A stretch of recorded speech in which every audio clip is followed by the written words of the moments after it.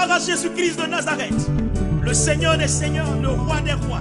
Mesdames et messieurs, amis téléspectateurs, puisque nous sommes en direct sur OBM TV, tous ceux qui nous suivent sur ce direct, ce live, ça fait de cela plus d'1 an, vous et moi, nous ne nous sommes pas parlé sur Facebook. Et là, je fais ce direct-là pour informer l'Église, pour parler à l'Église, parce que l'heure est grave, les temps sont très subtils. Et en tant que docteur des Écritures, il est bienséant pour moi de m'adresser à l'Église. Alléluia, de m'adresser à l'Église. Les temps sont difficiles, il est important qu'on comprenne ce qui se passe. Et tous les pasteurs connectés doivent relayer ce message à leurs leaders, à leurs fidèles. Les temps sont très graves, il faut qu'on comprenne ce qui se passe. Amen. Vous êtes non sans savoir l'information du moment. Il s'agit bien du coronavirus. Mais aujourd'hui, mon thème n'est pas le coronavirus. Parce que en réalité, ton problème, ce n'est pas le coronavirus. Je vous explique pourquoi le problème de l'Église ne peut pas être le coronavirus. D'accord? Il y a une maladie que l'on appelle le cancer.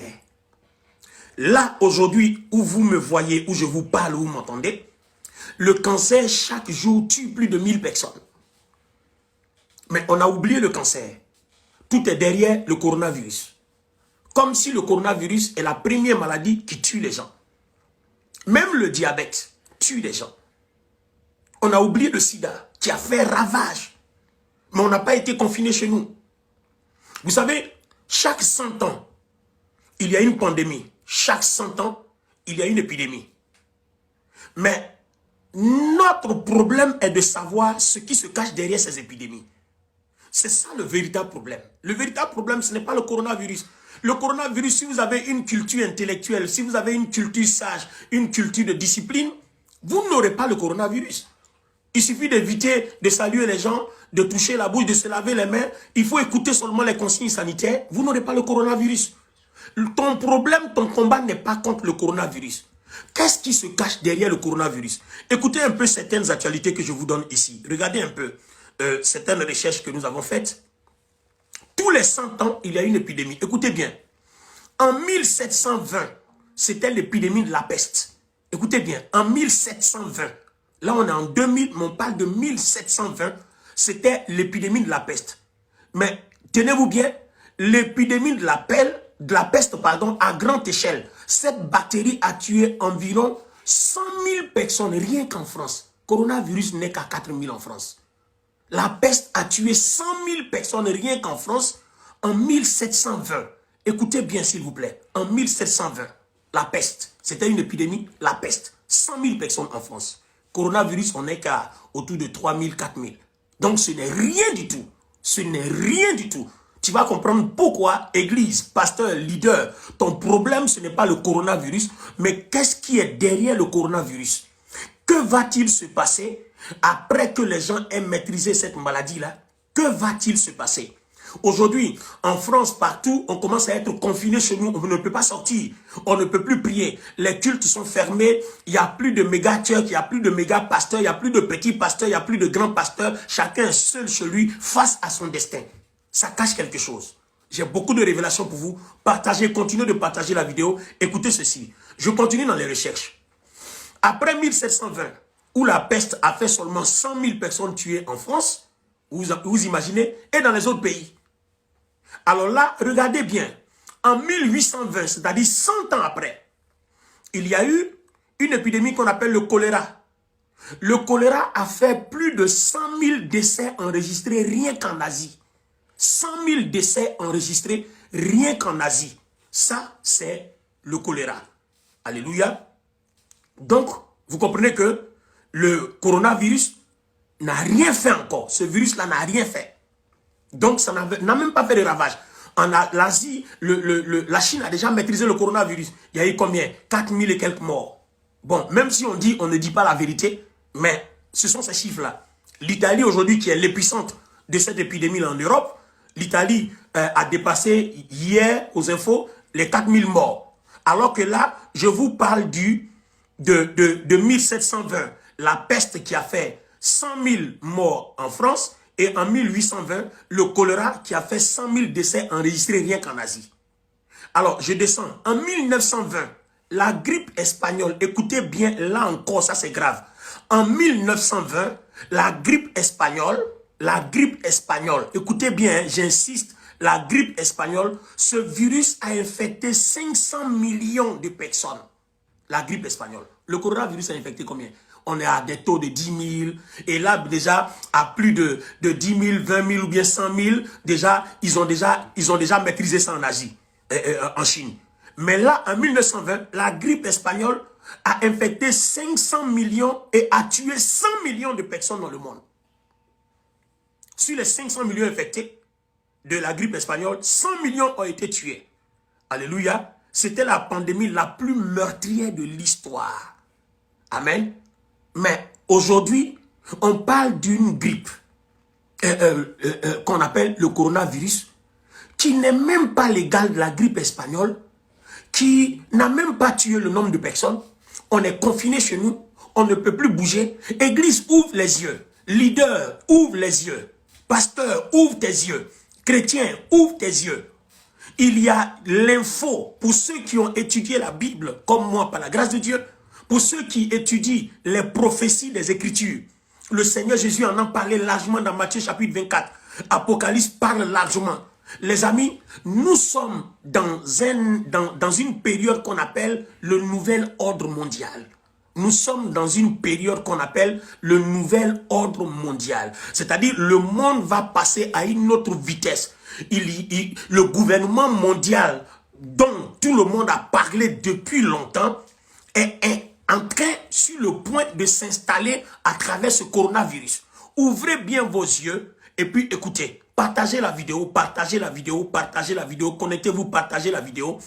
Je vais vous donner les révélations concernant l'église, les pasteurs et le monde entier. C'est-à-dire, nous sommes dans une période actuellement, on a parlé d'enlèvement, on a parlé d'enlèvement. Les gens ont pensé qu'on allait mourir et puis l'enlèvement allait venir. Mais l'enlèvement là allait trouver des gens vivants. Qu'est-ce qui prouve que l'enlèvement ne te trouvera pas toi vivant? Il faudrait bien que l'enlèvement trouve des gens vivants. Partagez la vidéo, connectez-vous. Le coronavirus, je le dis, mesdames et messieurs, vous qui m'écoutez, vous êtes sur OBM TV, vous êtes sur les réseaux sociaux, vous m'écoutez. Le coronavirus n'est pas votre combat. Le coronavirus n'est pas votre problème. Mais qu'est-ce qui se cache derrière le coronavirus? Pourquoi cette maladie-là est faite de telle sorte que chaque individu devient un danger pour son prochain? La maladie est faite de telle sorte qu'on soupçonne son prochain. Déjà, on voit le caractère diabolique. C'est-à-dire, tu ne peux plus toucher quelqu'un. Il faut être séparé d'un mètre. Déjà, on voit que la communion commence à être brisée déjà. C'est un signe. Déjà. Mais regardez bien, puis encore. Celui qui l'a, il te touche. Si tu ne te laves pas les mains, tu as touché ton nez, tu l'as pris. Donc, au premier contact, la maladie se propage. Pourquoi cette maladie est faite comme ça? Cette maladie est faite comme ça parce que le nouvel ordre mondial, pour qu'il s'installe, il faudrait que les gens dans leur mentalité l'acceptent. Il faut l'accepter. Il faut d'abord l'accepter. Comment l'accepter? C'est un gouvernement mondial qui vient. Comment il faut l'accepter? Alors, je vous explique. Imaginez-vous un seul instant, mesdames et messieurs, imaginez-vous un seul instant qu'aujourd'hui, chacun de nous trouve normal. Vous voyez, chacun de vous trouve normal qu'on soit confiné à la maison, qu'on reste bloqué à la maison. Pourquoi? Parce que la peur de cette maladie a créé quelque chose en nous, du fait qu'on se dit, si on sort, soit nous on transporte la maladie dehors, ou alors on prend la maladie dehors pour la ramener à la maison. Et déjà, c'est déjà accepté dans la mentalité des gens. Et tout de suite, on voit tout de suite que chacun devient un contaminateur pour son prochain. Et ça devient un problème. Pourquoi ça devient un problème? Je vous l'explique. À partir du moment où tu as accepté que tu es un danger, il faut porter le masque, ou alors il faut te protéger, ou alors pour que la maladie soit éradiquée, ne pas sortir. On est d'accord, on ne sort pas. Et maintenant, qu'est-ce qui va se passer quand on va finir pour dire la maladie est finie, sortez? Quand on va sortir, qu'est-ce qui prouve que quelqu'un n'a pas le coronavirus? Qu'est-ce qui prouve que tous ceux qui sont restés chez eux ont été guéris? Parce que déjà, pour que la maladie se révèle, il faut 14 jours. Ok. Si je suis confiné chez moi, après 14 jours, la maladie se révèle ou la maladie ne se révèle pas, puisque maintenant la maladie a plusieurs formes. Il y a les mêmes signes qu'on dit, les toux et tout ça. Il y a des gens qui ont ça, mais qui n'ont aucun de ces signes. Donc, il se pourrait qu'après 14 jours, certains ont ça, ils sortiront avec. Donc, vous allez voir que quand les 14 jours vont finir, on va nous demander encore de rester à la maison. Parce que si la maladie se déclare au bout de 14 jours, il faut que je reste chez moi. Je serai guéri au bout de 14 jours ou alors je mourrai au bout de 14 jours. Et si après ces 14 jours, ce qui fait déjà un mois, j'aurai encore un temps sanitaire pour que la maladie soit carrément épurée. Donc, c'est une affaire de 1 mois et demi. On ne sort pas maintenant. Pourquoi tout ça? Église, pasteur, toi qui es connecté, ouvre les yeux. S'il te plaît, écoute-moi. Écoute-moi, s'il te plaît. S'il te plaît, écoute-moi. Partage cette vidéo, prends ton temps, écoute-moi. Ne te déconnecte pas jusqu'à ce que tu aies fini de m'écouter. Écoute-moi, suis ma logique. Quand nous allons finir le coronavirus, et puis on va nous dire, bon, même si on a passé 1 mois ou 2 mois chez nous, peu importe. Un jour, on va nous dire, c'est fini, sortez. Mais il y aura quelque chose qui va faire qu'on va nous demander de maîtriser la maladie. Or, pour maîtriser la maladie, il va falloir se faire vacciner. Voilà le problème. Et il faut qu'on arrive à te faire accepter que se faire vacciner est unanime, est nécessaire. Et à partir du moment où tu réalises toi-même que, en te faisant vacciner, tu ne contamines plus personne et plus personne ne te contamine, tu vois que tu l'as accepté tout de suite. Ça veut dire que l'enjeu du nouvel ordre mondial caché derrière le coronavirus va avoir toute sa force et toute sa puissance à travers la vaccination. Sinon, pour le moment, la maladie n'est pas le problème. Mais c'est derrière la vaccination que se trouve le pouvoir qui va entrer. Alors que pour établir un gouvernement mondial, il faut maîtriser les gens. Mais on va maîtriser les gens comment? Les amis, on maîtrise les gens comment? Bien, on va te faire un vaccin. Prions Dieu que ce vaccin-là soit vraiment pur. Prions Dieu que ce vaccin-là soit vraiment vaccin contre le coronavirus. Et si, je dis bien et si, je n'affirme pas, mais j'attire ton attention, je dis et si, ce vaccin-là contenait par exemple une puce, et que tu prends ce vaccin, les puces là, c'est un peu comme les grains de sable, de grains de sel, une petite puce. On prend ce vaccin, et puis on te l'injecte la puce dans ton corps. Et puis à partir d'un ordinateur, tous ceux qui ont la puce dans leur corps sont contrôlés et sont téléguidés. Vous avez vu un peu souvent dans les films que les gens font. Une fois que tu as une puce, quelqu'un assis quelque part et puis il contrôle tout le monde. C'est-à-dire, s'il veut que tu sois alcoolique, il te programme à être alcoolique. S'il veut que tu sois fumeur, il te programme à être fumeur. Ne soyez pas étonnés qu'à un moment donné, des bons chrétiens commencent à devenir des homosexuels, des lesbiennes, commencent à devenir des drogués, des fumeurs et autres. Ne soyez pas étonnés qu'à un moment donné, ça arrive. Puisque tu ne comprendras pas ce qui t'arrive. Tu ne comprendras pas ce qui t'arrive. Ça veut dire que la bataille va se trouver autour du vaccin. Il va falloir qu'on nous prouve que le vaccin qu'on va nous demander de prendre tous est un pur vaccin. Qui va te le prouver? Qui va te dire que le vaccin que tu vas prendre est le bon, est le meilleur ou le vaccin pur? Le problème, il est là.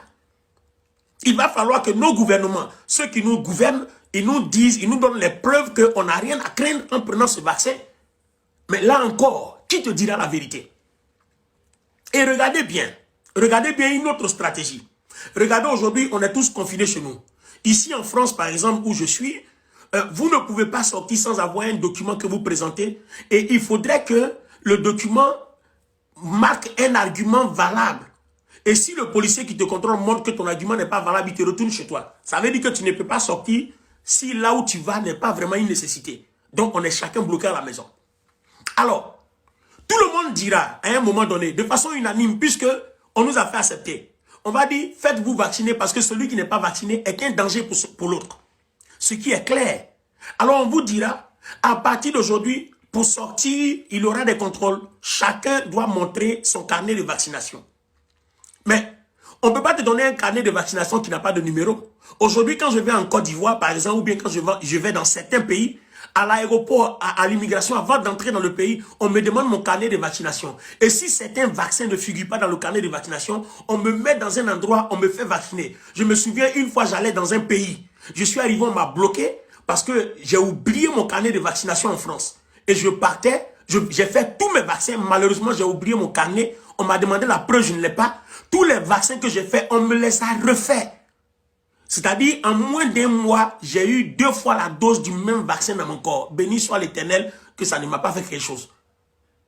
Donc, regardez un peu le danger. Si on vous dit, toute personne qui doit voyager, qui doit monter dans un avion, qui doit traverser un pays aux frontières, tu dois présenter ton carnet de vaccination et ça doit bien figurer dedans que tu as été vacciné contre le coronavirus, de telle sorte que tu ne représentes plus un danger pour personne et personne ne représente un danger pour toi. Qu'est-ce que tu vas faire? Tu ne peux pas voyager. Aujourd'hui, là, pour rentrer dans le supermarché, ici, on fait un rang. Tout le monde se met en rang. Et le vigile va vous demander, montrez vos carnets de vaccination parce que ne contaminez pas les gens. Donc, à un moment donné, on sera tous obligés de prendre ce vaccin. Gloire à Jésus-Christ de Nazareth, le Seigneur des Seigneurs.